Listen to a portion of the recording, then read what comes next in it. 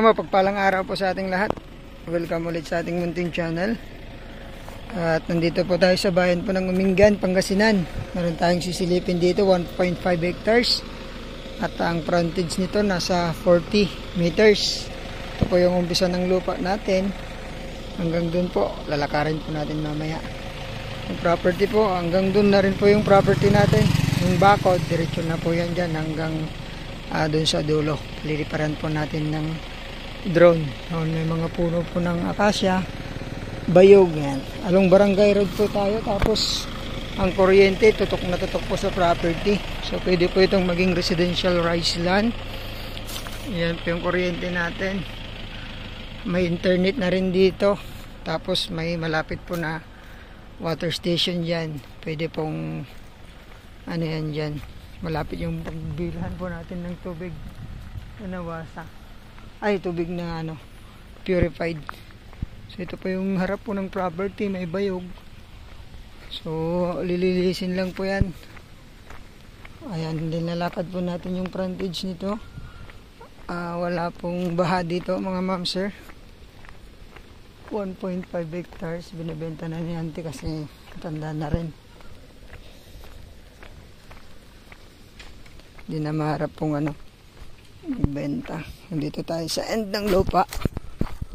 Ito, hanggang dun po yung end niya. So mga 40 meters. 40 to 50 meters. Ayan po, hanggang dun na po yung property natin. Tapos dun, dikit po yan sa may na yan. Bakod na po yan. So yun, hanggang dun po. Ayan. Kitang-kita po yung bundok ng papuntang Isabela. So, titled property po ito.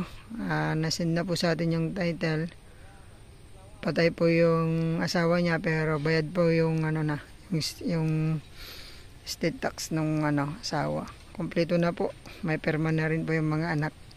So ready to transfer. Updated tax na rin po ito.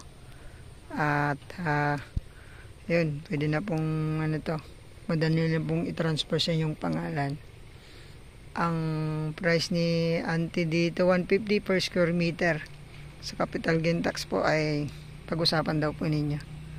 So yun, sana magustuhan nyo po ito. Bayan po ng Umingan, 1.5 hectares. So from National Road papuntang Talugtog to nasa yan, 1.5 kilometers more or less.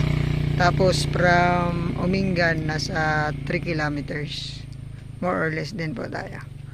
So yun, sana magustuhan po ninyo.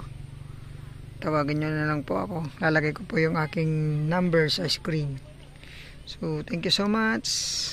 Ingatan po kayo lagi ng Panginoon. God bless po.